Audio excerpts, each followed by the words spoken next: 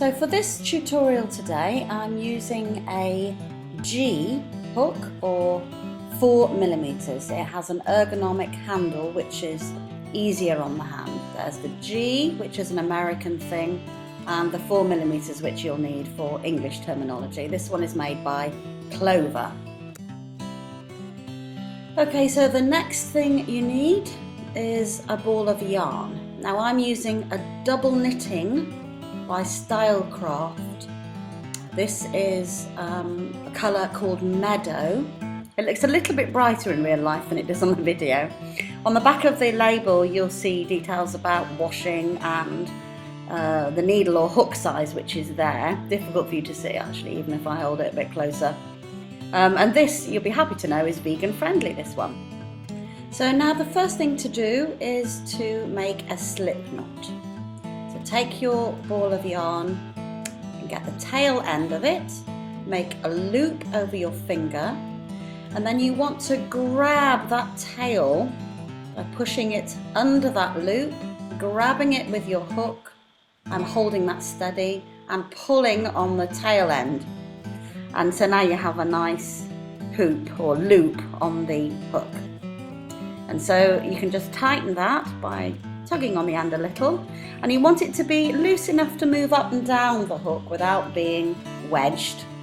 And then I wrap the yarn in whatever way feels comfortable really around my hand. You'll find your way to do it.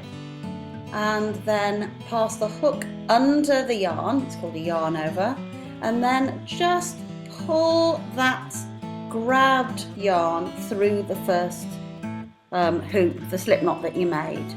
And then we do that again, yarn over and pull that through the second loop. So now there are two. And then we just keep going with this, yarn over, pull through, and there you have three. And again, yarn over and pull through another one. And you do this until you have as many little hoops, little loops as you need for your project. Yarn over, pull through, and let me see, 1, 2, 3, 4, 5, 6, 7. So what I'm going to do to make a square is do 20.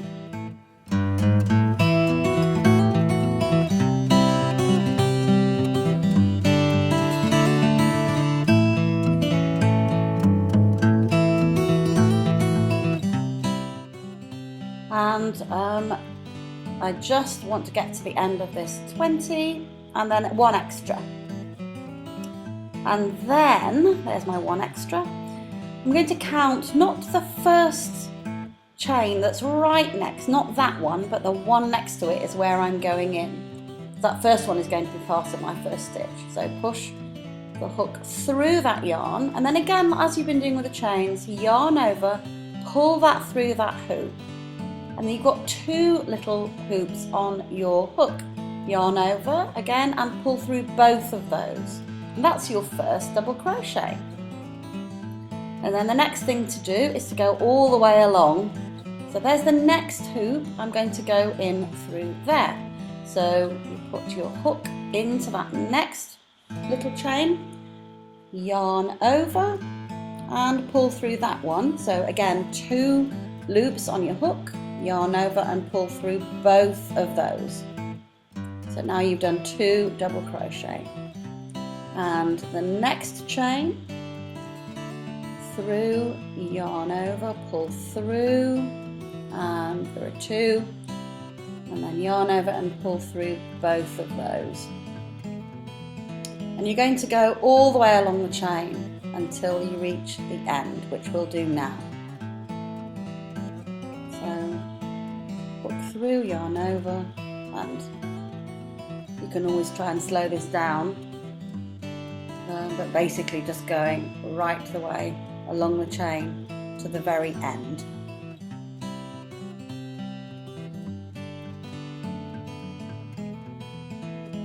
And you will no doubt be screaming at me at the moment about how quickly this is happening. But if you need to, you can just rewind and go back to the beginning. It takes a while to get to this sort of speed, but just in the interest of not boring you to death as well, I'll get to the end of the chain here and then I'll show you what to do.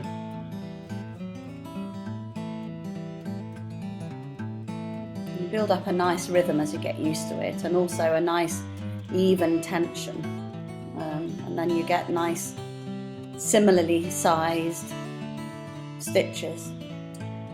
So as I approach the end of this one, I'll show you what to do to jump up to the next level. So here's the very last chain, the first one that you did, and do the usual double crochet through there and finish that off.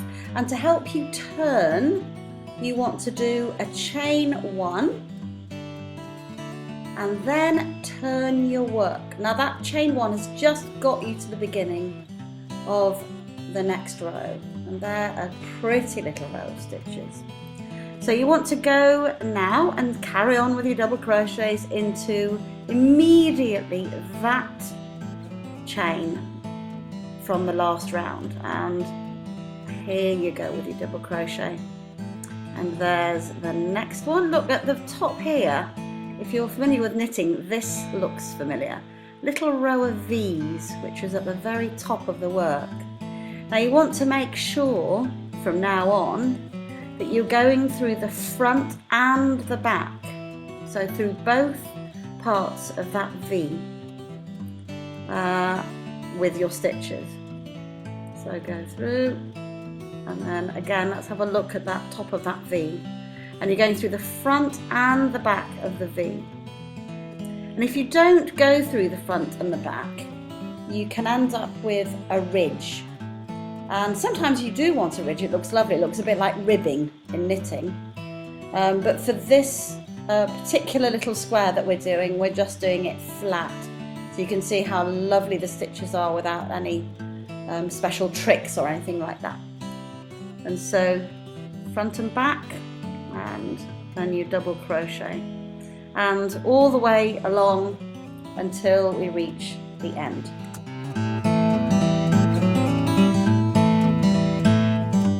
Tina, slow down. Okay, I will. Okay, I'm approaching the end of this second row, and here I am going into the very last stitch. There we go, push that through, front to back, yarn over, pull through, and pull through again. Okay, so because I'm at the end of the row, I'm going to do my chain one and again turn the work. And there you are, 2 rows completed. A little bit curly, but that's okay. And so in I go again. So this is the 3rd row into that first stitch, yarn over, pull through, yarn over, pull through 2. And there's the little V's through front and back. My next double crochet, and once again I'm going to go all the way along the row, and I'm going to do that quite quickly now.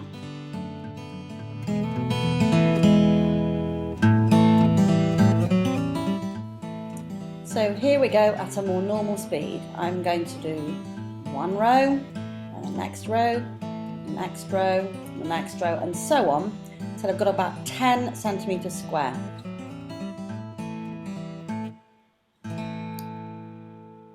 So I'm almost at the point where I have 10 centimeters, but I need 1 more row to make that happen.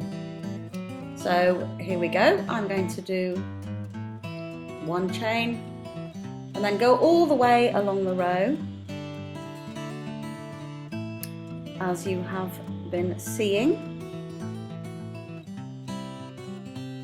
And the great thing about doing a square as a starter is that you can, with a bunch of squares, you can have a mat, or you can make a cushion cover, or you can keep going and make a blanket.